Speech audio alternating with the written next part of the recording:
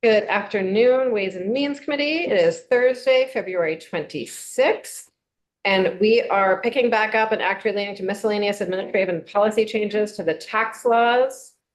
One piece of this that folks were interested in learning a little bit more about was a section regarding piece of HR 1, the federal law, that was a tax credit for certain educational expenses.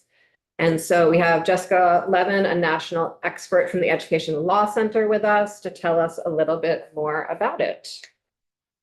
Floor is yours. Thank you for being here. Thank you very much for inviting me to offer testimony to this committee about the federal school voucher program. My name is Jessica Levin. I'm the litigation director at Education Law Center, a nonprofit organization that pursues justice and equity for public school students. I also direct Public Funds Public Schools, a national campaign to ensure that public funds for education are used to support and strengthen public schools, which are the cornerstone of our democracy. It is our contention, and that of the great majority of public education supporters, that states will not benefit from opting into the federal voucher program, as it is clear that voucher programs have numerous devastating effects. The best course of action to protect students, schools, communities, and taxpayers writ large is for states to decline participation in this harmful program and concentrate on ensuring their public schools provide the high-quality educational opportunities that all students deserve and are guaranteed them by law. Let me begin by saying that the program of tax credits for contributions to scholarship granting organizations, or SGOs, which was enacted as part of the federal budget bill last year, is certainly a school voucher program. Indeed, approximately 20 states use this tax credit method to fund existing state voucher programs. And the fact that public schools and public school students theoretically can receive some of the funding does not change the fact that the vast majority of the funding can and almost certainly will go to private education providers. There's a myth that the federal voucher program would not burden taxpayers and is, quote, free money for states. But vast empirical evidence demonstrates that voucher program costs increase over time and the burden on taxpayers rises. A report examining voucher programs in 7 states found that from fiscal years 2008 through 2019, each state dramatically increased expenditures of public funds on vouchers, with growth in Georgia, for example, reaching 883%. Florida's now universal voucher program cost almost $4 billion in 24-25 and created budget crises that set off school closures and mass layoffs in districts across the state. The federal voucher program is predicted to cost the U.S. Treasury many billions of dollars each year, with the Institute on Taxation and Economic Policy estimating that it could very well reach over $50 billion annually. That is money that should be supporting the essential public goods the vast majority of Americans rely on, including public education. As voucher programs cause funding losses for public schools, taxpayers feel the effects either as cuts to school programs and services or increased state and local taxes to fill school districts' budget shortfalls, or both. In addition, the federal government has indicated that the voucher program will likely require the states themselves to take on the administrative and financial burdens of verifying information about SGOs. Moreover, the federal voucher program includes no meaningful accountability standards. Like state voucher programs, it will invite waste, fraud, and abuse of public funds. Thus, far from the claim that the federal voucher program represents free money that states cannot afford to pass up, in reality, it comes at a great cost to public schools, students, and taxpayers. Like everyone interested in the future of education in this state and across the country, we are awaiting regulations from the federal government that may flesh out details of the voucher program. But all indications so far, including documents issued by the federal government when requesting initial public comments on the program, point to the fact that individual states will likely not be able to tailor the program to ensure meaningful support for public school students or high needs subgroups, to focus the voucher funds on public education, or to safeguard students' rights. The recourse for protecting public schools and students is to not opt in to the federal voucher program. Because so many states have been operating voucher programs for years, we know the range of devastating effects on students, public schools, and states, and there's no reason to think the federal voucher program will be any less harmful. There's a large and mounting body of data and research showing that vouchers divert public funds away from the public schools that welcome all students to private entities that don't produce better educational outcomes, have very little accountability to the public, and often blatantly discriminate. Public school students then face the loss of critical educational resources, while states and their taxpayers face ever-increasing costs. Public schools receive funding largely based on the number of students they enroll. When students take vouchers and exit their local district to attend private school, public school funding decreases, but fixed costs remain, leaving students in those schools with fewer resources and educational opportunities. This may include reduced teachers and staff, increased class sizes, and cuts to essential programs and services. In some cases, public schools are even forced to close altogether as a result of funding cuts due to voucher programs.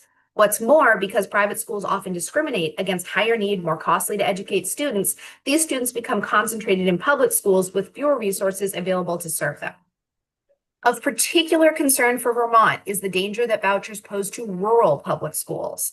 Rural districts can't take advantage of the same economies of scale as denser, more populated districts, and they have fewer resources to pay for fixed education costs. For example, one study found that the per pupil transportation expenditure in a rural district is nearly double that of an urban district and 50% higher than that of a suburban district. Thus, even a fairly small loss of enrollment and funding can easily overwhelm a rural school district, leading to cuts in programs and services and even closures. Such effects are proliferating in states with broad voucher programs and significant rural populations, such as Arizona and West Virginia. In rural areas, school closures mean longer commutes for students, disruptions in learning and in relationships between students and educators, and reduced involvement in after-school activities. Moreover, public schools are often the backbone of rural communities, playing a pivotal role in social and economic activities. When money is Can I interrupt you for a second? It's just right after lunch, and if you could speak a little bit slower, I think I would process what you were saying a little more easily. I certainly Thank you so much. I'm a little slow right now. I appreciate it. Thank you. So let me just talk a little bit about how public schools are the backbone of rural communities, playing a pivotal role in social and economic activities. When money is diverted from them due to voucher programs, public schools have fewer resources to provide community members with crucial services like healthcare and food. And because schools are often a main employer in rural areas, school closures can trigger unemployment as well as a loss of civic and social opportunities. Vouchers' negative effects on rural schools can impact the stability and well-being of the entire community. Despite claims to the contrary, vouchers are not truly a tool to increase educational access and opportunity. Vouchers frequently don't come close to covering the full cost of private school tuition, let alone other essentials that are provided for free in public schools. Data from multiple states shows the majority of vouchers are used by more affluent families who were already sending their children to private schools and not the low-income families they purport to target. For example, in New Hampshire, it was reported in 2022 that 89% of voucher students had never attended public school. The federal voucher program has no prior public school enrollment requirement and is open to families earning up to 300% of the area median gross income. In some places, that's close to $500,000. This program will not actually provide opportunities that would otherwise be out of reach. In reality, it's a subsidy for the wealthy and those already in private schools. But vouchers don't even help the students who use them. In fact, those students suffer several harms. First, the data show that academic outcomes for voucher students are dismal. Study after study in places like Louisiana, Indiana, and Ohio demonstrate that students using vouchers perform worse in subjects such as reading and math when compared to their prior achievement or to their peers who remain in public schools. 7 out of 9 large-scale studies conducted between 2015 and 2019, some of them spearheaded by voucher advocates, found detrimental effects from voucher programs, while the remaining 2 showed no statistically significant effects. And the federal voucher program is even more extreme than many state voucher programs in that it is completely devoid of curriculum requirements or other quality standards. Professor Josh Cowan of Michigan State University has explained that the negative educational effects of vouchers are, and I quote him, on par with what the COVID-19 pandemic did to test scores and larger than Hurricane Katrina's impacts on academics in New Orleans. Conversely, a body of research conducted nationwide over many decades provides compelling evidence that increased public school spending leads to improved student outcomes. Second, students who take a voucher to attend a private school, particularly LGBTQ+ students, students of various religious faiths, and other vulnerable groups, risk losing civil rights protections that they are guaranteed in public schools. Unfortunately, many private schools discriminate in policy or practice. And under the federal voucher program, the organizations granting vouchers, the SGOs, can also discriminate against students, even those students who may seek a voucher for public education expenses, thus creating 2 layers of potential exclusion for vulnerable student groups. And finally, vouchers harm students with disabilities who lose most of their legal rights under special education and disability laws when they use vouchers to attend private school.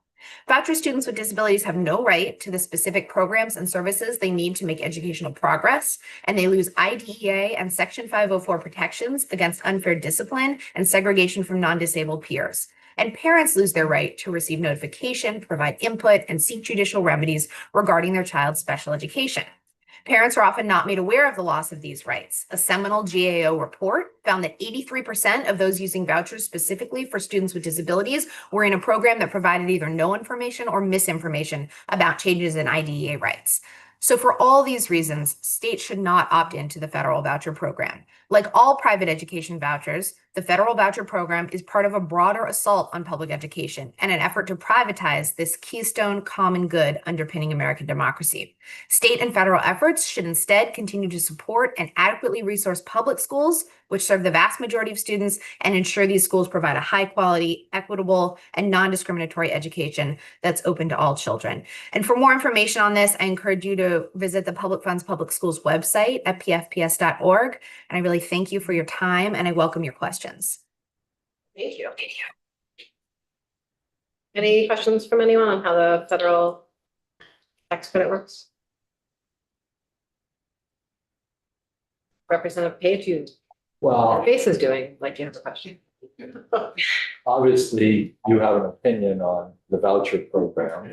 Do you have anything positive to say about the voucher program? I mean, you're one-sided, obviously. Well, it's not just my opinion, though. It's the evidence. So it's the vast empirical evidence and data that unfortunately we're able to gather from so many states that have been running voucher programs for years. I don't have something positive to say about this voucher program because it is the wrong way for us to concentrate political efforts and our limited financial resources for education.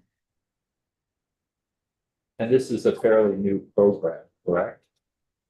This is a newly enacted program in the budget reconciliation bill last year in Congress, but voucher programs themselves are not new. So we really don't know how this federal program is really going to affect things yet, other than what you know about the voucher program. That's right. We know we can draw on data from years of studying state voucher programs, and there isn't any difference in the federal voucher program that would lead us to believe that the effects would be less negative. In fact, the federal voucher program goes further than many state voucher programs in its lack of accountability, transparency, quality standards, anti-discrimination standards. It's almost devoid, completely devoid of those things. Anyone else? Yeah. So parents have all kinds of reasons for sending their children to a particular school. And some are able to pay for it themselves if they choose to send their child to a private school. And the public schools are supposed to make sure they meet the needs of all kids, but don't often. And so what should we do about that if we're taking away that option for parents who don't have a lot of money and need this voucher to help send their children to the school that, in their opinion, he needs? Well, what we should do is concentrate our efforts on making sure that public schools have the resources to meet all students' needs rather than funneling a significant amount of those limited resources to private schools. So public schools certainly need improvement in many ways. No one, I don't think, is claiming that public schools are perfect or nearly so, but it is only in public schools that students have rights and protections to an adequate and non-discriminatory education. And that's where we should concentrate our efforts in making sure they fulfill that promise, rather than diverting those resources to a small number of students in private schools where none of that is guaranteed or protected.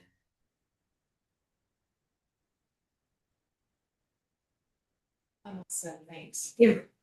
So do you have any idea like how many students at these private schools have had problems with discipline and their special needs being neglected?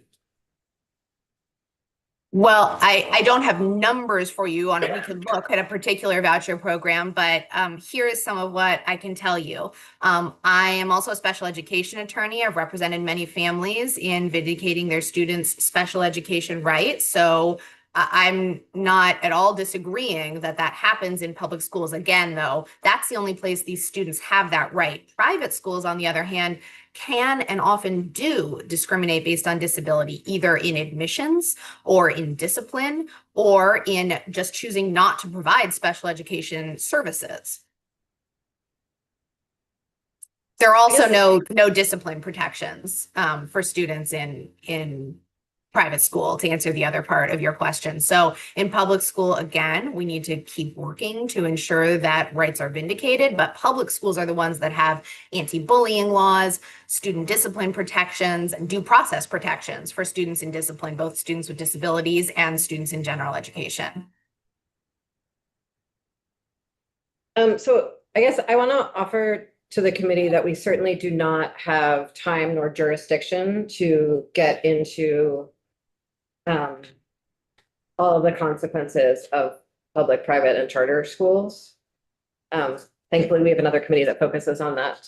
What I'm offering is usually, and as a rule, tax credits and conversations about access to tax credits and availability of tax credits for Vermonters is a decision that the legislature makes, not the decision that the administration makes. And we have many other places in statute where we do not delegate that power. And we were just talking about delegation of power this morning. And so wanted to make sure that as the rulemaking rolls out for this, if we are not in session, any decision on the part of the administration to join or not join this program is one that's made by the legislature and not by the administration by itself, because these are really important debates that we all need to work through. Thank you very much. Did you have something? Are you? No, it was just kind of persnickety. Maybe. So just thank you for that. It was interesting in your testimony, you talked about the diversion of public funds. But it's really only if people that receive the private vouchers through the scholarship granting organizations choose to go to a private school and the public school doesn't get the allocation that they would normally get for that student. Is that what I'm hearing you correctly? That's correct, but there is a misconception that if money follows the child, so to speak, then the public school doesn't suffer. That's not true because of the many fixed costs that go into providing education in our public schools. So facilities maintenance, transportation, as I talked about, food, libraries. If a couple of students leave from a classroom, you can't have no teacher in that classroom. And so the fixed costs remain. The higher need students are concentrated in those public schools because private schools often won't admit them or won't serve them. And that's why it's not a zero. That's why it's not an equalizer for a student to leave and the money to leave. When the money leaves with the student, there are fewer resources for all the students who remain in public schools, which are the vast majority of students, even with a voucher program. But I think in this specific case with scholarship granting organizations, it's not public money necessarily that's going with the student, it's private money. So it's not really diverting public money, but it's impacting the school if those students don't attend the public school. No, I have to respectfully disagree. It is public money. Tax credits are money, and this is a 100% tax credit, not a deduction. So it is money that would go into the public treasury if it was not diverted to the scholarship granting organizations to do completely as they wish with it. And our contention is that money should stay in the public treasury and serve the public good. All right, fair enough. Thank you very much. May I clarify one thing about the tax credit that you were mentioning? Absolutely. The opt-in or or decline to opt-in choice controls whether there will be allowed to be SGOs handing out vouchers in the state. It doesn't, to our understanding, control whether people in the state can obtain the tax credit. So I just want to make that clear that that's Absolutely. is only about the voucher side, which is not connected to the people who contribute to the scholarship granting organizations. Thank you very much. Really appreciate your time today.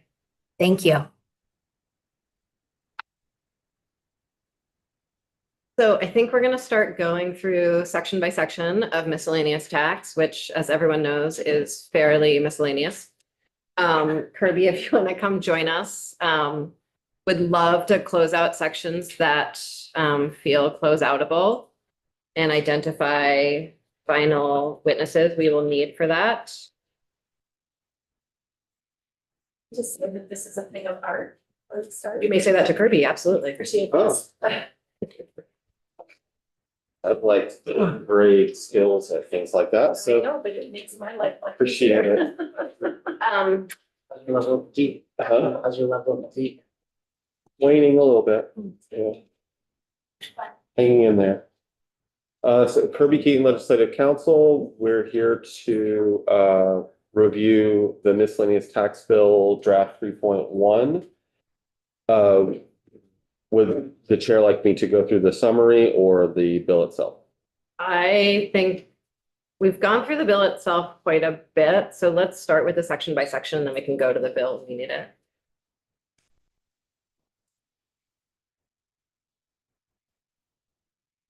Thank you.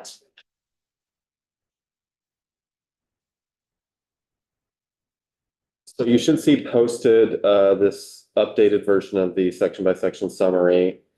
From when you looked at this last time, there are only 2 changes, but since we're going through the summary, I'll hit every section to remind you of what's in there. So section 1 is a tax department request to repeal the denial of tax credits for S corporations. There's a history there that you'll probably remember. Section 2 grants the department authority to investigate. Section 1, is that okay with everyone? Okay, great. Onwards. Okay, like that, okay. Yeah. Section. That's how we roll. Piece by piece, got it.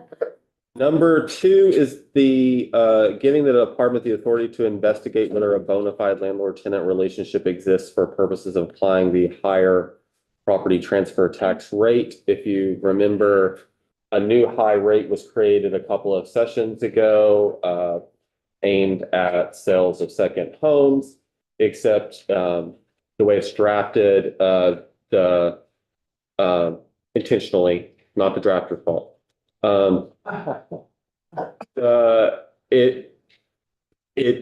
That higher rate applies unless there's a landlord certificate of, associated with the property. The catch being that a landlord certificate is required for, only required if there's a 30-day stay.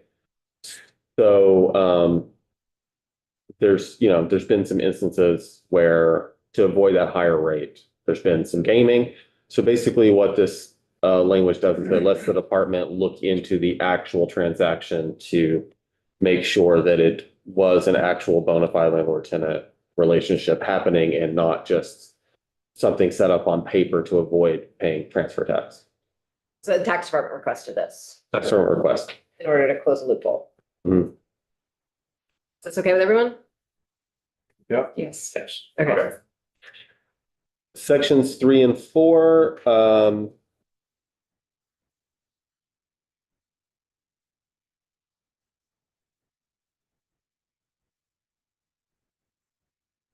my note is not actually giving me enough reminder what 3 and 4 is. Oh, this is when the town, when the town has not conducted the valuation in enough time, sometimes PBR can jump in and help. Exactly. So this is current use relating to land use change tax. The way the land use change tax works when a portion of a parcel is being unenrolled is that there has to be evaluation done on that portion in order to know how much land use change tax is due. So this change is that if the municipality is unable to do it within 30 days, PBR can step in and it has 30 days to do that valuation. It's okay with everyone? Okay. Section 5. Section 5, we got an email about today from the organization called Rural Vermont. And we invited them in for testimony and they have not replied yet. In the building. And they're in the building. So I'm just gonna have us hold on this because what they said in the email made sense to me, but I don't really know very much about grazing. It's a document posted. And they posted a document. So let's just hold on this section for now. Don't get ahead of ourselves. Okay, let's move on to 6. So we're still, all the things we covered so far were Department of Taxes requests, and we're still in those. Section 6 changes the calculation for payment to municipalities for municipal property taxes lost due to flooded or flood-prone properties taken off the grant list. This change is to the calculation so that it now uses the previous year tax rate instead of current year rates, and it's this changing it so that the calculation is the same as what's used for pilot. Okay. Yeah. Okay.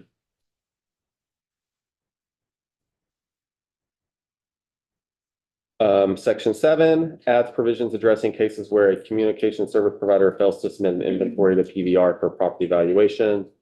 So this is just giving some tools to PVR in case they ever have difficulties in taking over the valuation of telecommunications property.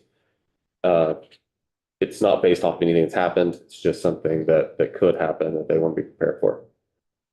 I think we had a question, Kirby, maybe we answered this, I can't remember. It was a fee of $100 per violation. And we were trying to think of, was that per municipality in which property was located? That is what Jill said. Okay, just want to make sure I remember that correctly. Yeah, that's what I recall from Jill's testimony. And it was, her testimony was also that this was taken from something from the existing law and as unchanged.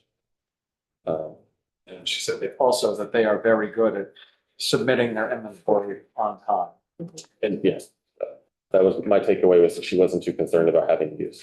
Yeah. Section 8 clarifies the treatment of CHIP sites to be the same as TIF districts for purposes of the equalization study. Opinions about chip aside, is this okay with everyone? Okay. We're just doing it the same as we do for TIF, so it's, yeah. I don't like either of them, but Yep. I think this is all right. Did you not know that I don't like reading? Didn't know that. Really? That's news. I don't know. It's a really afternooning here. Okay. Frank, and it's been very strange. She has been very. Section 9 is a change so that for purposes of the equalization study, requires PVR to use a 100% CLA when determining tax rates for municipalities that just completed a mass reappraisal. The current calculation requires CLA to actually be determined even though the mass reappraisal was It's just. just for that first year. And it's only for equalization study purposes. It's not a far-reaching impact. Okay with everyone? Mhm. Great. Look at us. We're up to 10. Sections 10 and 11 extend the health IT fund sunset for 5 years. Yep. Because we need the money. Okay, seeing no objections. This is my favorite one. I know, but we still have the report. It's coming, it's coming. That's what they say. Before we get to your favorite one, Working hard. I will note there's something missing. The former section 12 is gone. It was the 529 plan tax credit Hmm. with the Roth IRAs. Hmm. That's removed. I think the testimony was that BSAC was interested in studying things and that this could be part of that. So if someone is coming back next year, could remember to think about it again next year, I would super appreciate it. I don't mean I'm not coming back. I just mean like, I have a long list today. I want on someone else's list. I am fully ready for town meeting break. I will own that. Where in I was Hawaii? gonna say, between you and Higley, there's. Where in Hawaii and can we visit? Yeah, exactly. Okay, thank you. Everyone's okay with NEP to NEPA? Yes, No, I think we need the report. before we just change the statute because a word doesn't, Because NEPA Well, I think we need to shift, but I'm assuming that we're gonna get the report, so this might not look the same in a week. So I think there's two different definitions. There's two different questions here. There's, are we moving in statute to NEPA because we've been using NEPA anyway and the statute is wrong? And then there's a second question about should we use NEPA or not? Right now, I see this as a decision about just, are we conforming to practice? So that, but it would be great to see the report. Yes, the right, yes. I'm also very excited about the report. If we would all just not talk to Julia Richter for a week, she would finish the report for us. Good luck with that. Yeah, I see this in it. Okay. 16. Section 16 allows this is the taxpayer advocate request. It allows a personal or a property tax credit to be calculated using 100% of the property tax liability of the party to a separation or divorce who is living in the homestead, even if the other party is still an owner. I don't remember how this works. It's yeah, I know it can be so if you're in the process, let's say a person's in the process of getting a divorce and there hasn't been a court order yet dealing with the property from the marriage.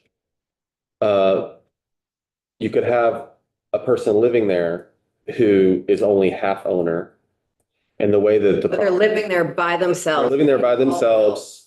The other person in the divorce is living somewhere else. The way that our property tax credit is calculated is that if there's multiple owners like that and someone's not living there, then you don't get the full credit. So under current law, in that scenario, the person living there would get half the credit because they're half owner. But this change addresses that there's not anything they can do until the court system works out the divorce. So treat them like they're the full owner for now. Just the taxpayer advocate, because presumably because people have been in this situation and have reached out to the taxpayer advocate to say, you know, and I think My it's understanding is that when this happens, the tax department is actually making individual exceptions for it. Because it sort of makes sense with the intent of the law. under extraordinary relief. Yes. Something that the taxpayer advocate can They do. would rather just have it happen by default. And they're still using the combined income though, right? The combined income of the household, but the second owner is not in the household anymore. But it's just, it's important to understand that the combined income is still being used for that tax credit, right? It's the income of whoever's living in the house. Oh, So there's one person living in the house and that one person's paying all the bills, but they only own half the house. yeah, well, that makes more sense. then. Okay. Yeah. Sections, oh, did you? I see an okay I got a lot of nodding, so I didn't say it out loud. Thank you for reminding me to say it out loud. Is Section, that okay with everyone? Yes. Great. section 17 aligns a state tax filing threshold with the tax liability threshold, so the taxpayers are not required to file a return when no tax is due. That should, say that. No tax is due. This was from the department. There's no benefit. This is from the department. I think there's some limited benefit to the data, but tax really wants it and I'm letting it go personally. But you're welcome to not let it go. This is when in statute it says you have to pay what, 2.8 million, 2,850,000. But that's, you have to report when your estate's over that, but you're really not paying unless your estate's over 5 million. So why do you have to report if it's less than 5 million? Presumably it is so that the department would have some notice that, hey, there was a big estate, and then they could look into it to see if everything's legit. But they're saying, we don't want all that. We just want the returns for the people who owe us money. The estates that owe us. Would you like to hold on that? I'm happy to hold on it. I don't want it in here I anyway, don't know so. what I think about this, but everybody else is shaking their head, so Okay. I think it's all right.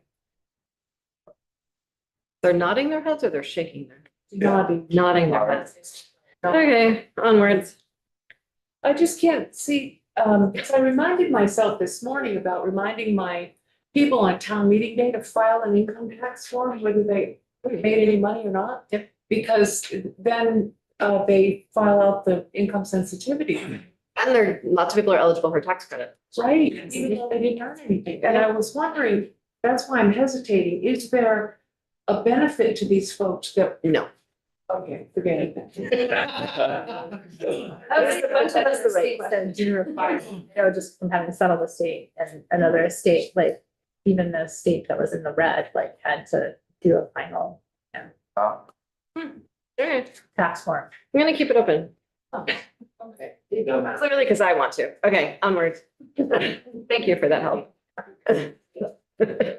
Section 18 extends the down payment assistance program to 2031 and also increases the maximum total award amount for first year credit allocations from 250,000 to 350,000. And I'll also note, we're not looking at the language, but the only other change besides taking out section 12 is there was a change here where the language was moved down into its own separate subsection based off of testimony from our colleague. How's everyone on this? I guess I'd like to know the full fiscal impact at the end, Okay. because I think there's room there. Room The full amount. to make it smaller? Yeah. Is this in the budget? Doesn't matter, actually. No. We'll do a fiscal note on this when we get close to finishing. Sorry. No, it's fine. Yep. Kirby. Sections 19 and 20 are the sections on SGOs that you just heard testimony about. I think we're gonna skip that for now. Okay. Am I correct that there's not grand agreement on that one? Okay. Thank you. You can ask me about it if you have legal questions, by the way, just. Just opinions. Okay, so section 21 amends the definition of parcel for purposes of grand list so that it means a separate and sellable lot or piece of real estate, but only for purposes of mapping and per parcel fee payments. There was an attempt at this in Act 73 where it wasn't quite right. At this point, the mapping folks and state government and the tax folks and Ledge Council we all have realized with this language, like this is what they want done. This language allows data to be collected in a way where the mapping can be done to identify separate parcels, but it's done in a way in which is not going to affect valuation from how it's done under current law. Is it okay with folks? Yeah. Okay. Always nice to make the GIF office happy. Okay. Sections 22 through 24 are the Department of Fish and Wildlife Fee Setting Authority parts. It removes the statutory fee setting authority and replaces it with a report back next year. So it doesn't immediately repeal that fee setting authority, but it does starting next year and has a report back for July 1, 2027 for the General Assembly to put the fees in the statute. Were we gonna take a bunch more testimony on that or? I also thought that I was waiting on an email from the department about a narrowing of the scope, and I don't know if I lost the email or if I never got it, so I will find that out.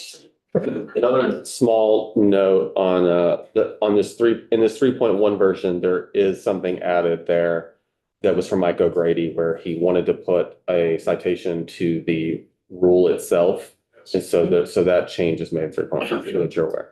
That change was made, but In the latest draft 3.1 has that citation added to it. thank you. No substantive effect, but it is just a drafting thing that Mike wanted to do. Sure. Representative Higley, so waiting on the language, or maybe not waiting on the language, so if anyone from Fish and Wildlife, I'm sorry if I lost your email, I will find it. And then we were gonna hear from Bradley Showman. That's his name? Okay, about the rural authority. We heard from the department already. Who else, is there anyone else we wanted to hear from? Well, no, but I thought when the department was here, we were gonna maybe consider some bifurcation of the whole. Yes, okay, that's the language I'm looking for. Okay, yes, agreed. Okay, but there weren't other outside people we I think wanted, so. right? Okay. Can you put words to the? It was I think it was a narrowing of the repeal. Ability, right, ability to create fees around certain. Yes. Yes. Yeah, Right. yeah. And like I said, I really might have lost the email. I will go find it. And, I think I have it. okay, cool. Sections 25 through 49 are the conforming changes to move the grand list date from April 1st to January 1st. This is somewhat related to the RAD stuff and the classification stuff and the Act 73. It's all together, part of the same, move. But it's a miscellaneous tax, because why not? So does that include the COD date? Coefficient of dispersion. Yeah. What date though? It was April 1st. Just like Oh, like as of April 1st is when it's set. that's now. If I'm understanding your question, the parts of the law that establish things as of April 1st, as far as the grand list, it would change to as of January 1st. Right, so it's not just the grand list, it was a separate paragraph I quizzed you on. It had COD April 1st. You said that was only there until we make the change. That sounds right. Yeah. Do you want to look at it? Are you asking if the language is in there? Yeah. I'll have to go through and check. It's 25 section. Did you hear from the town clerks on this? Aren't they the ones that submit the brand list to do that? It's somewhat, it's related to the listers and assessors and the work they do. You've heard testimony about this move, this session and last session.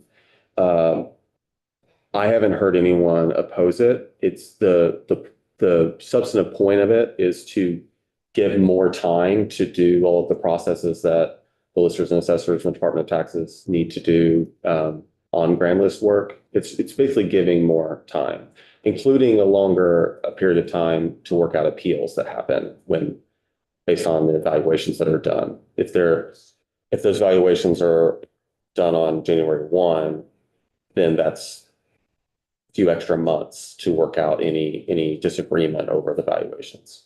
Okay. And we'll try to get all our work done prior to month's meeting. Well, I awesome. mean, Good, yeah. For me, it's kind of Yeah. a tough spot because that's when we usually do it. I'm not. When busy with sugar. other stuff. Yeah. I get it. So this would move that job from sugaring. Well, it could. I mean, you could still do it, but it's just like Kirby says, it gives you more time. Gives us more time to, Okay. from January 1st all the way. It's also 2031. I think the effective date is helpful too. It's 2031 to line up with some of those other changes that are happening. I say it relates to the classifications and the RAD stuff because that's making changes to the whole grand list process. And this move helps enable making because some of that creates more work, right? So giving this extra time helps enable those other things. Is this okay with everyone? Yes. Okay, great. Section 50 is new. I think I said that there were only a few changes, but I forgot this one. This was a tax department ask that had been previously left out. And then the last time they testified, they asked for it again. It removes the statutory language empowering the director of PVR to supervise the collection of delinquent taxes by municipalities. The department has said they do not do this. It's not part of the work that they do now, and that it's a vestige of a time when PVR was basically its own department and was doing other roles that it doesn't do anymore. And just so folks know, there's a conversation happening in the Senate about tax delinquency and some sort of report desires and things like that that might wind up over here. That's sort of related to this, but they have, my understanding from taxes, they have not actually done this for a very long time and they would. It's just hanging out in statute. Is this okay with everyone? Okay. And then the section that's not in here but would go in here. Is all of the federal conformity and non-conformity that we talked about yesterday. That would go in here, yes. It would. But obviously, we need to talk about that more. But ultimately by crossover time, that's. Yes, yeah, that would where that, this is where that would live. I prepared a summary of that. Okay. Will you share that summary with Sorsha and we can post it along with this? Sure. Okay, Sent it yesterday. great, thanks. Yep. Okay. Like we looked at it yesterday. Huh? Sent it yesterday after we all talked. I didn't send it to the whole group yet. Oh, great. I'm saying it exists. Cool, thanks. Yeah. Okay, Okay. so that would be section 50. What section will that be once we add it? I don't remember how many sections there are, but it's Okay, cool. multiple. Okay. And so for effective dates, a lot of these things that are the technical, smaller, minor changes are effective on passage. The credit for taxes paid to another state are effective so that it would apply to tax filings this year. The current use and land use change tax change is October 1, 2026. The current use qualifying income change, which I think that's the one you said you putting on hold for now, would be September 2nd, 2026. The grand list definition for parcel is April 1, 2027. So that would be, for grand list for next year, because there would still be the April 1 date at that point. And then the Department of Fish and Wildlife fee setting authority takes effect July 1, 2027. We just talked about a minute ago. And then the grand list date moving to January 1 is July 1, 2031.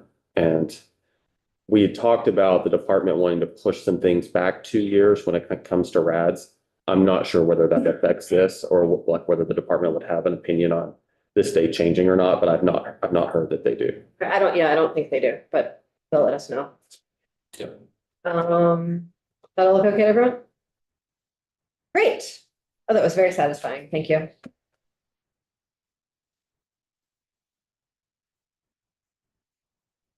It's called a tab, too. The tab bill, our webpage is called the tab bill. It's talking about. It's what we just looked at, it's not the tax bill, it's the tab bill. Here's a typo. Miscellaneous. It's tab bill.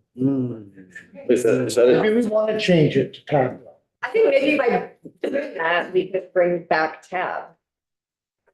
Oh, great. Yeah. You seem like a tab drinker, apparently. You really do. Yeah. Yes. This is the perfect segue because next we're going to talk about extended producer responsibility of beverage containers. Look at that So team. good. Thank you, Kirby. Wow,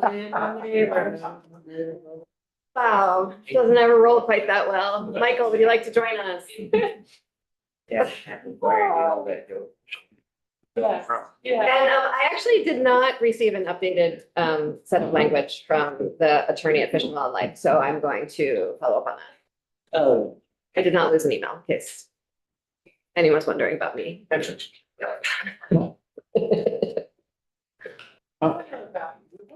know you should. Yeah.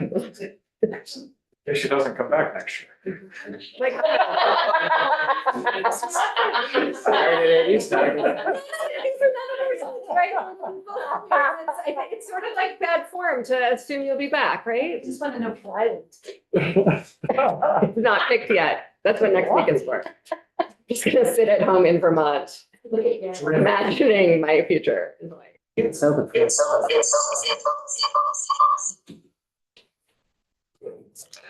What would you like me to put on the screen?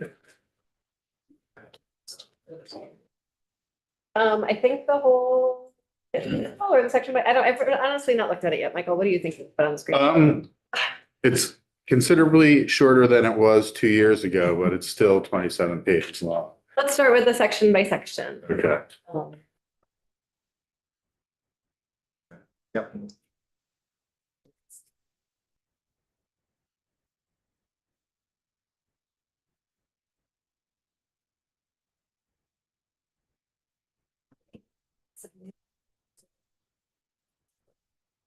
I don't know if we're making any changes to the types of containers, but. No, I'm not making changes. Yes. I'm just wondering. I do not know. Well, I do remember spending many hours of my life on Tetra Paks many years ago. I Okay. think this bill is the first time we ever talked, Michael. Emery.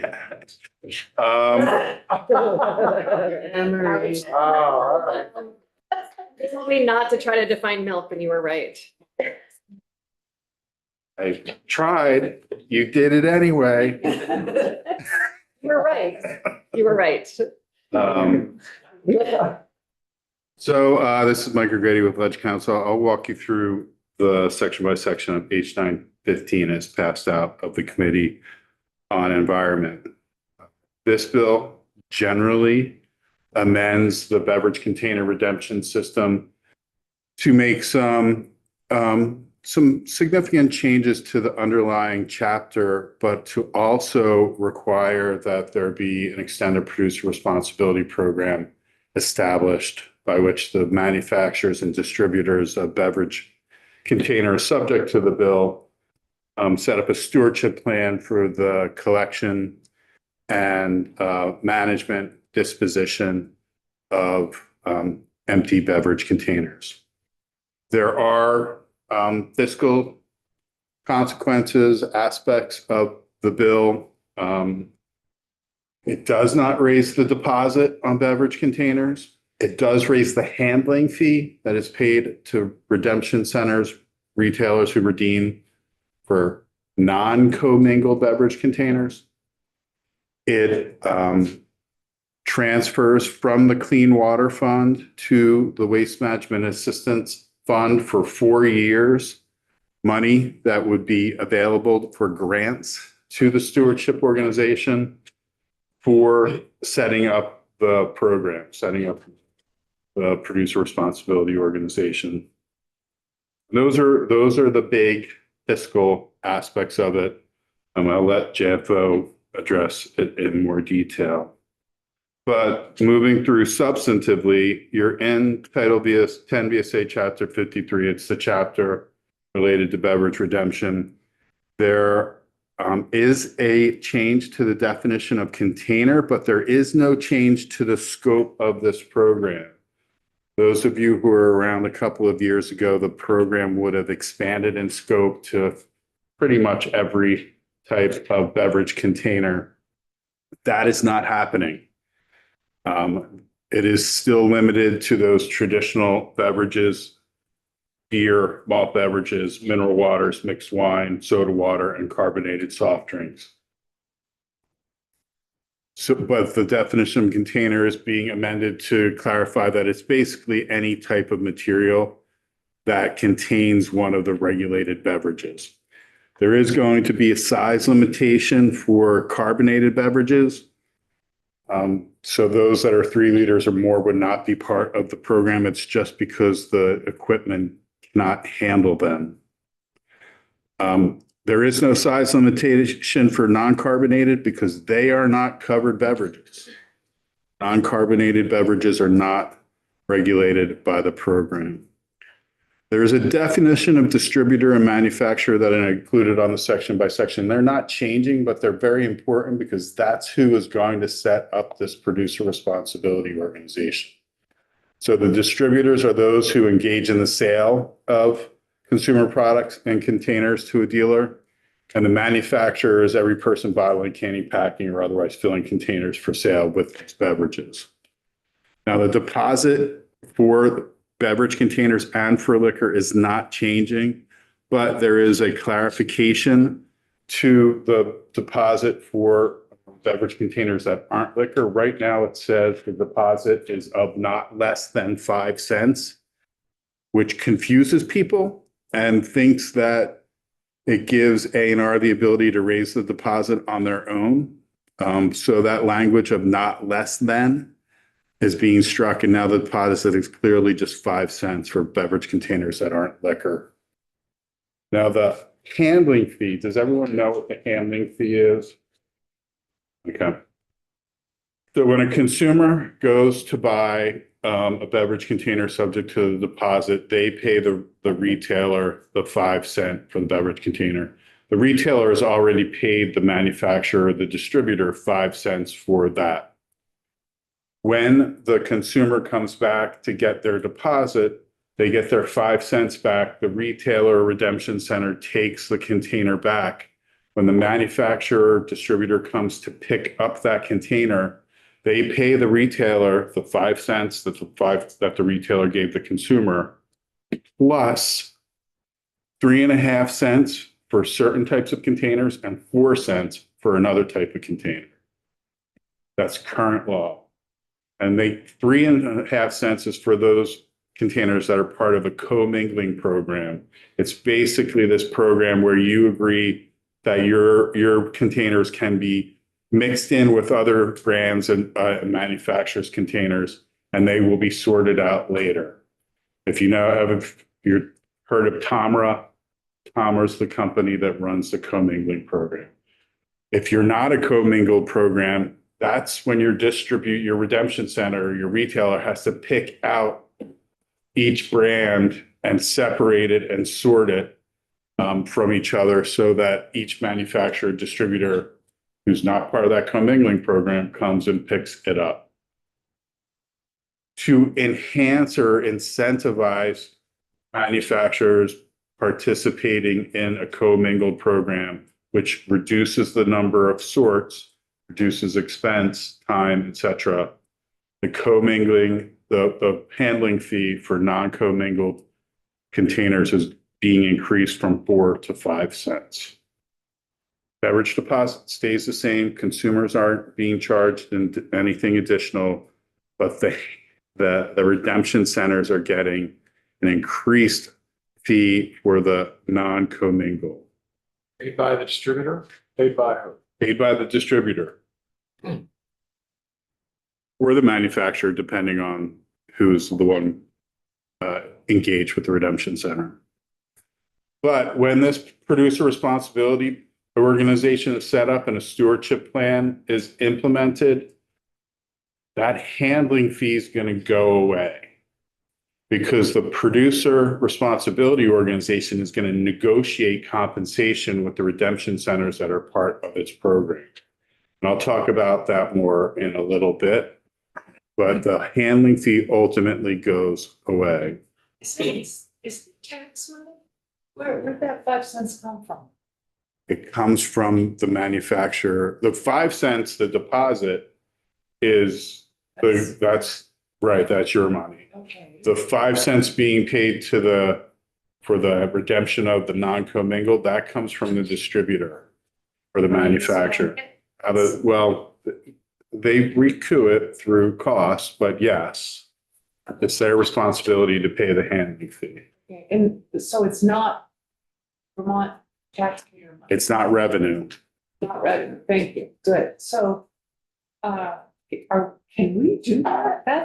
That's directing a business that they have to pay somebody else an amount of money. Well, that's how this container system has worked since 1972. Wow, okay.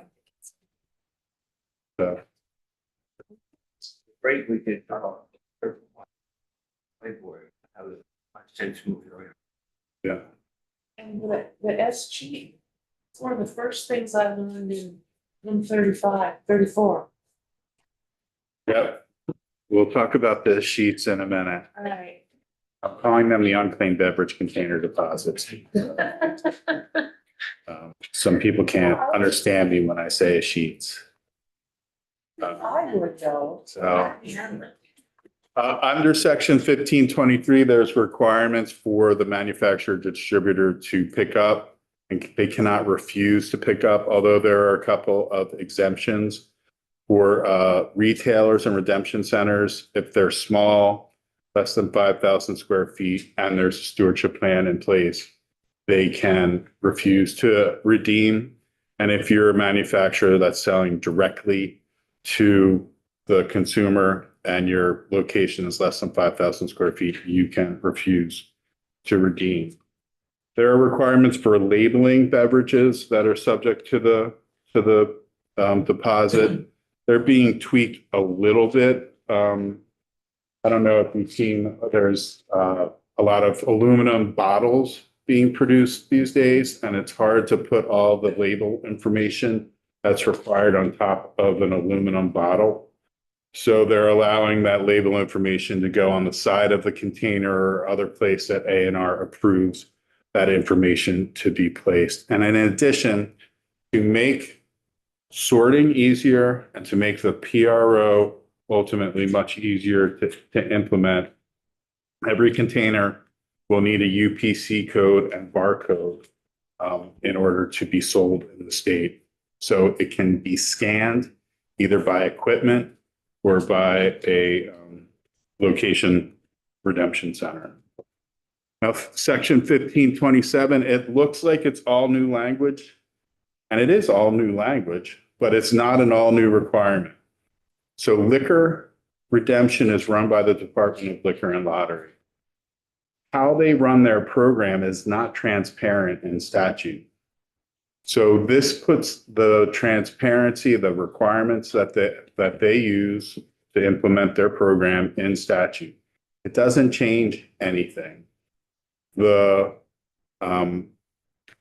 deposit for liquor is 15 cents. That's not changing.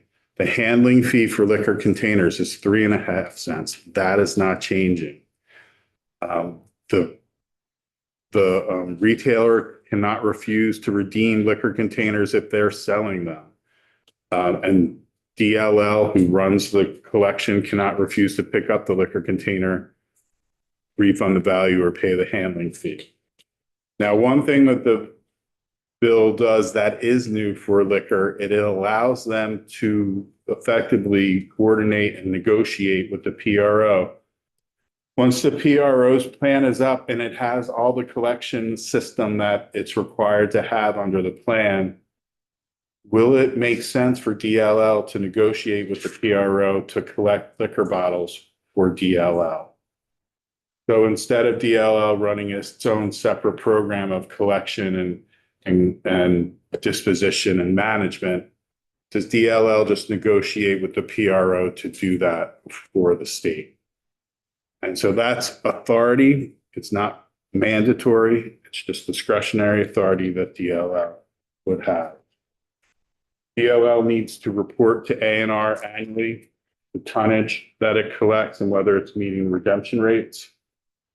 In 1529, the requirement that a redemption center must participate in an approved commingling program if it redeems more than 250,000 containers per year is repealed because honestly, it's just not enforced. Then you come to the creation of the producer responsibility organization and the requirements of the plan. First thing, it's a first requirement of any EPR program, there's a sales ban. You can't sell your product in the state if you're not participating in an approved producer responsibility organization. And so that's the first thing, 1531A. By January 1, 2027, the manufacturers and distributors have to submit a plan to A&R for the producer responsibility organization. It has to be a nonprofit. It has to have the capacity to administer the program, and it can't create unreasonable barriers to others joining. So if there's new manufacturers coming in, they can't, the PRO can't say, no, you have to do this or you have to pay this exorbitant fee in order to join. They have to allow new people, new manufacturers to join. They have to have a website that names their contact information for the PRO and each beverage and container that's part of the PRO. If they don't meet the stewardship plan, A&R can dissolve the entire PRO. They have the ability to just dissolve the whole thing. And if the PRO chooses not to submit a plan, not to form the PRO, A&R can form its own, charge the manufacturers and distributors for the cost of administering that plan, and then assess a 10% assessment on top of that effectively for the condition of A&R running the program for the manufacturers. And We have a question.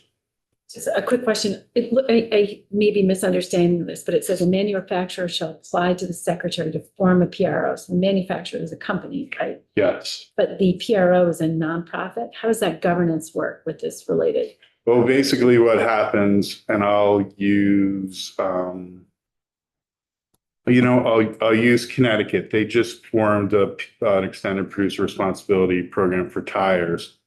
They formed a nonprofit corporation made up of the manufacturers and distributors of motor vehicle tires.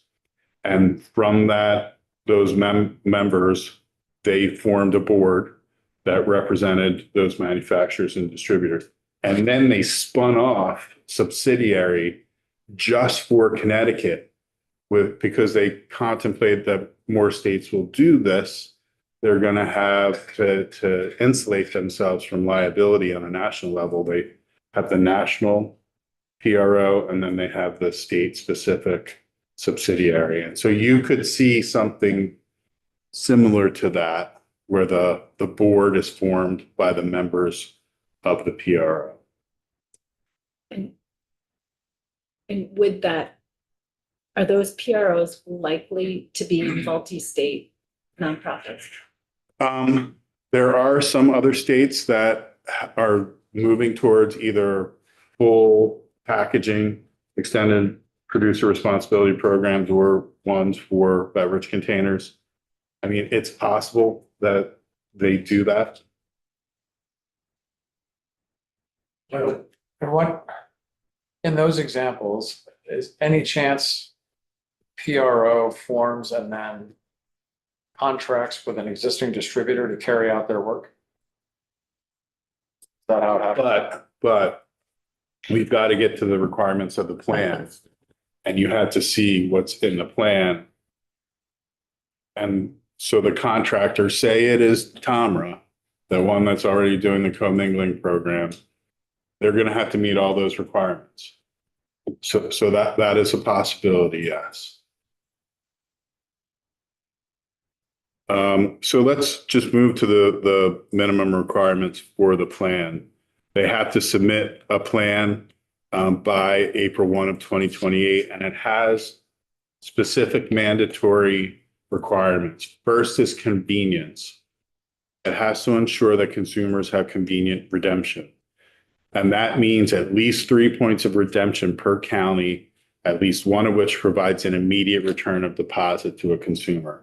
In addition, at least 1 point of redemption per municipality with a population of 7,000 or more that provides immediate return. And then the plan will take reasonable efforts to cite points of collection in areas with high population density. With all of that said, if A&R is reviewing the plan and seeing that there's duplicative redemption in certain areas, it has the ability to reduce the number of redemption sites within an area, provided that it doesn't fall below 3 per county and 1 per 7,000 population towns. There has to be fair operation and compensation to redemption centers. This is what I referenced earlier when I said the handling fee would be going away because the PRO is going to negotiate compensation with its redemption centers. That may mean compensation on a per container basis that's less than 3.5 cents per container, or it could mean more than 3.5 cents per container. It will depend on the site, the location, the volume at a redemption center. what the manufacturer, the PRO is going to pay. But that is how the compensation is going to be provided for. A&R has to approve this compensation plan. This is not just the PRO going out and negotiating whatever it wants to pay. A&R has to approve it. It has to have fair compensation. It has to describe how it's going to manage the sorting of containers, and it will describe how the materials will be picked up and redeemed. Plus, they have to maximize the use of the existing infrastructure. So those redemption centers that are already there, they're supposed to maximize the use of that infrastructure. They also have to have location standards. It has to be safe. It has to be securely lighted. It has to be providing expeditious service. And it has to comply with all environmental laws, collection, transportation, and disposition. The plan also has to describe how it's going to educate consumers and retailers and others about the program. And there has to be consultation with stakeholders in the development of the plan, including submitting the plan for comment, review, and comment. The PRO reports to A&R annually. It reports where all of its redemption centers are. It reports what it collected, how it was recycled, into what products it was collected. It reports carbon impacts. It reports the cost of the plan. It reports improvements it made to increase convenience. It provides the information on environmental impacts, how it tries to improve environmental outcomes. It gives examples of its educational materials and strategies and any additional information required by A&R. Within 90 days of proposing the plan, A&R, within 90 days of the PRO proposing the plan to A&R has to approve or deny the plan. If they approve, approval is for up to 5 years. Once the approval is issued, the PRO has 9 months to implement the plan. Now, if the PRO reports that it's not meeting the redemption goals, that it's not meeting its redemption responsibilities, A&R can require it to do additional education, provide additional redemption, or provide additional redemption opportunities. I just want to stop there. Like additional redemption opportunities, there's multiple alternatives beyond what you may know as redemption.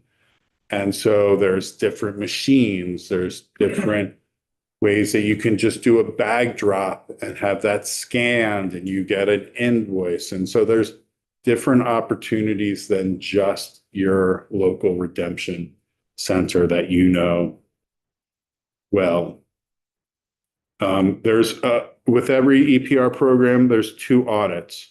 One is an audit of how the program is working, and that's done every 5 years. It has to be done by an independent third party. And there's also a fiscal audit that's done every year, and that is done by an independent third party. The results of those audits are submitted to A&R. Then you get to the beverage container redemption rate goals, 1534. By 2029, the goal is for 75% redemption. By July 1, 2032, it's 80%. There is no automatic escalator. In the previous bill, if you didn't meet your goals, there was an automatic escalator of the deposit. No automatic escalator. A&R will report annually about the redemption rates, and they will recommend whether the deposit should be increased or not. But you would need to take legislative action in order to increase the deposit. No automatic escalator. A&R has general rulemaking. There's an antitrust exemption from state antitrust laws. These producers and manufacturers are literally working together and have an organization organizing their working together. In most instances, that's collusion that could violate antitrust laws. So you give them an exemption from that, but they can't price fix. They can't dictate where products are sold. that exemption does not apply in this situation. A little bit, I'm sorry. The containers that they're reporting on, how will they know what the redemption rate if those are not? You know, the Venice beverage container needs to be struck. That is not, Oh, that is no longer being subject to the deposit. okay. Cool. That is Catching a detail. my mistake. I put this together about Okay, an so hour. it's not in the bill as it came to us, it's just in the summary. Right, yeah, it's just Thank you. Okay. left over from the last time I did this. Okay, thanks. A&R needs to follow standard notice and comment. They will follow what's called type 3, which does allow for a public meeting and public comment period. Then you come to the Clean Water Fund. Over 4 years, you are authorizing the movement of money from the Clean Water Fund to the Waste Management Assistance Fund for the Solid Waste Management Assistance account. In FY 2030 and 2031, you're moving 1 million. In 2032 and 2033, you're moving 750. In 10 VSA 6618, in the Waste Management Assistance Fund, you are authorizing A&R to enter into grant agreements with the PRO to reimburse the cost of equipment and improvements to infrastructure to implement the PRO. You are helping the PRO stand up this plan with its redemption and convenience requirements. And the new equipment, as I referenced earlier, that it intends to use to meet those convenience and redemption requirements.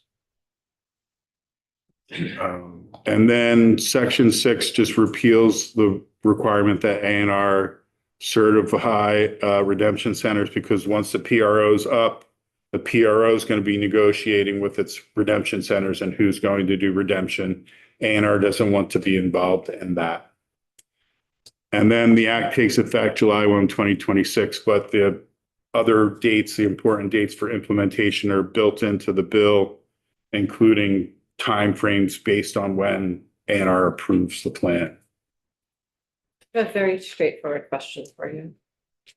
So, as someone who's spent some of my legislative time on extended producer responsibility programs for beverage container bills, I just want to clarify, this bill does not increase the types of containers being redeemed, nor does it increase the redemption. It doesn't increase the beverages that are subject to the deposit. The containers, will you define? Generally, the answer to your question is no. It doesn't increase the scope of the bill. It doesn't increase the deposit of the bill. One of the things it does is it takes away a potential loophole to say that your container is biodegradable, so you're not subject to it. So that is taken away. So that does technically increase the scope of what's a container. But really, what's going to be subject to the deposit is not changed. Folks, we have so much less jurisdiction over this than usual. Representative Canfield. Are liquor and lottery on board with the changes for them? I have not actually heard directly from them. A&R brought the language from DLL and proposed it as DLL's proposal. I'll ask Benny. The Clean Water Fund, I could have a nice little speech about all the importance that that fund has done over the last 20 years. What's going to happen to that and those purposes that have benefited? Well, I'm sure Ted will tell you what the fiscal impact will be on the Clean Water Fund, but We wait for him. sure, I think he will have the actual numbers, but the percentage of the fund will, I would say it's going to be impacted by less than 10% on an annual basis. And so I think that's. So the water people will still get some money. They have put that money to really good use. Yeah. And has cleaned up a lot of water being moved in Vermont. And other places, so, thank you, okay. Take your word for it. Well, take Ted's word for it, Phil. So, Sure, Michael, if I could, redemption centers, was there any testimony from them in regards to some concern? Because I've heard some concerns. they are concerned that, in a couple of different instances, remember that A&R can reduce duplicative redemption. They're concerned that that might lead to them not being approved as a redemption center under the plan. There's also concern that the fair compensation might lead to some redemption centers trying to drive down the price in order to become the major redemption center in an area. But remember, has to be at least three per county and at least one per 7,000. So you're never going to lose that standard of redemption. But there is some anxiety about ways that the compensation could be competitive. And then last question, what was the vote out of committee? It was 9-2. Thank you. Thank you. Sure. You're up.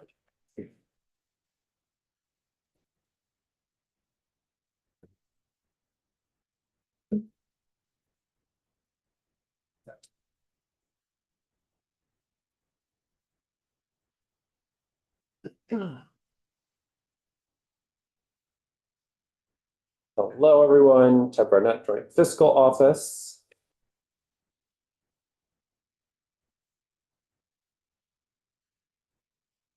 So since this version of the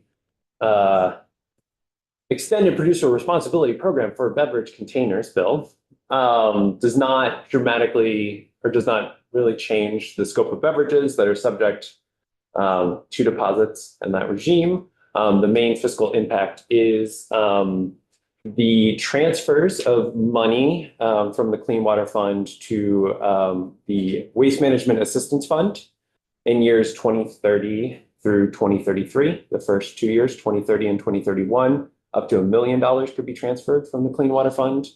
And in fiscal years 2032 and 2033, $750,000 could be transferred. And these are for grants for equipment and infrastructure at redemption centers to help improve the system.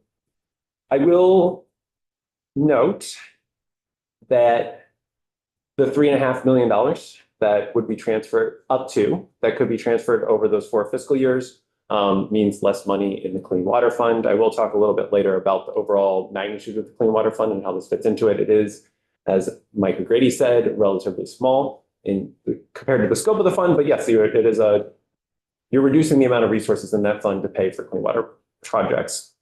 In addition, since the bill is designed in some capacity to improve convenience for people who are redeeming beverage containers, they may redeem beverage containers at a higher rate. And so you may see a reduction in unclaimed bottle deposits. That What do would you call those? S-cheats. The sheets. S-cheats? That's why I say nothing.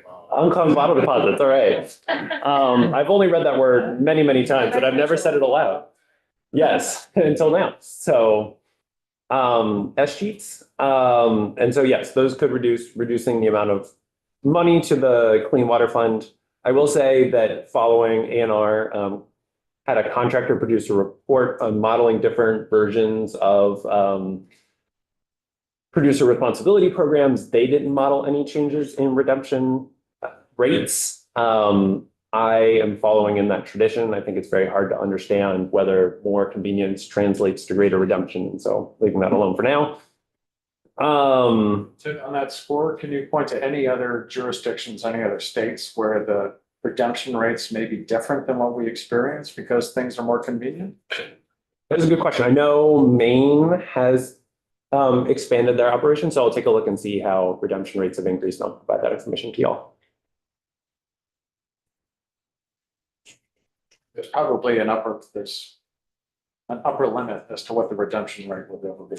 I know, yes, and I know in the report, in the modeling in the report, they modeled a 72% redemption rate, and the goals in the bill start out at 75% and increase to 80. So it's right, like current state is in the ballpark of, yeah, I would say these are for non-liquor bottles. DLL reports a lower redemption rate for liquor bottles, but it's been a bit of an aberration more recently. But I can summarize all that up in an email and provide it to you.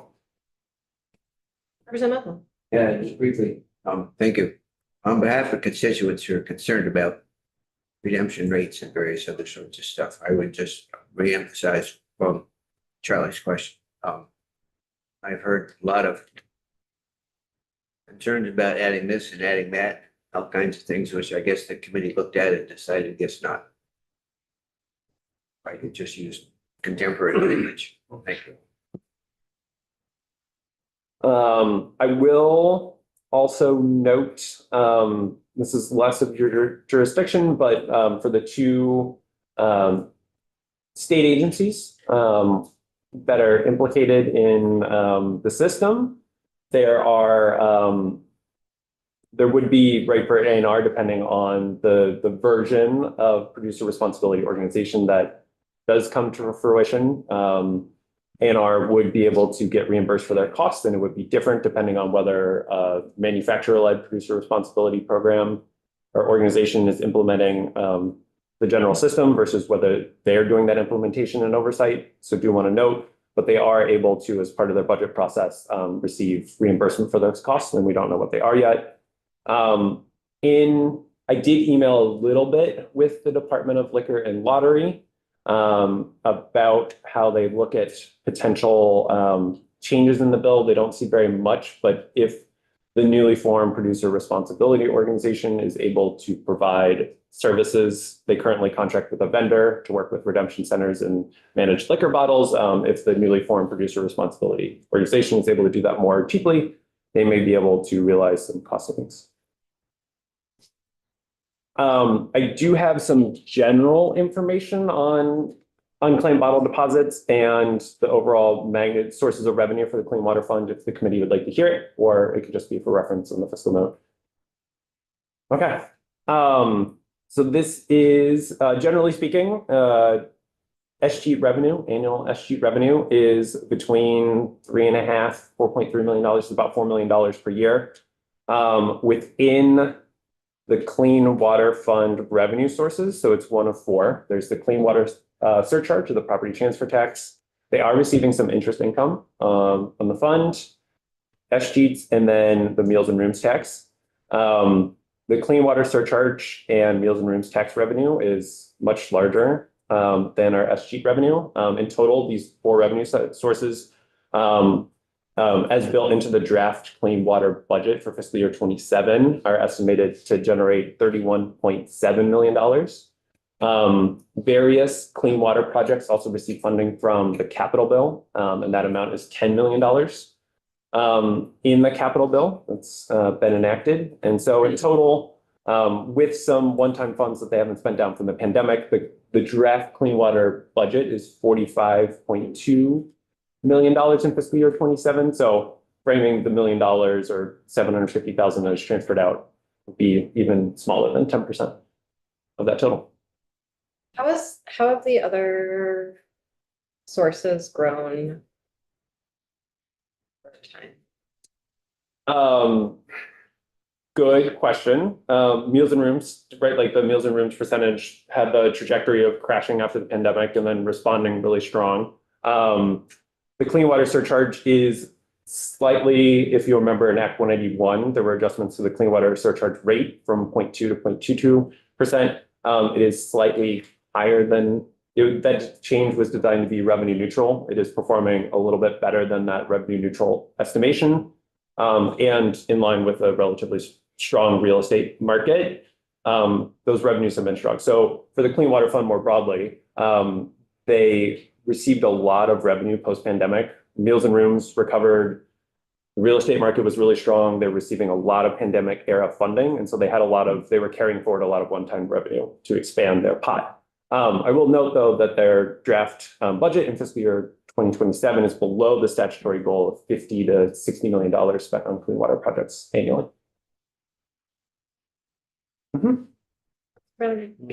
Chad, can you please remind me how we get the 2 million from the interest? Is it 2 million? I'm going to give my general understanding is that the treasurer, based on overall interest rate, because funds aren't necessarily cleanly delineated. And so the treasurer is saying, based on the amount of money that is associated with your particular fund, we're apportioning some part of our interest income to the specific funds that are receiving it. So yes, it's kind of a big process in that way. Yep. Anyone else? Thanks. Everything. Commissioner Knight is gonna send her written testimony that she gave in resources to Sorcha. Anyone need to hear anything else? Bill? This was no. Okay. Folks want to vote on it? Do you want to wait a day? Wait till tomorrow. I'm happy to do that. Sounds great. Yeah, I thought probably, but since no one had anything to say, I was like, maybe we could do it now. Who knows? Let's wait till tomorrow. It'll be so fun. Yeah, Representative Maslin. Just FYI, some constituents probably very, very disappointed that we're not adding all kinds of other beverages to this. That it is what it is. The committee did its work. That's where we are. I'm sure the issue will come up again next biennium. It will. Yeah. It's not our jurisdiction. Understood. I'm just expressing Nick. I appreciate that. I guess with that, did I lose? I mean, we're done. See you tomorrow. Okay.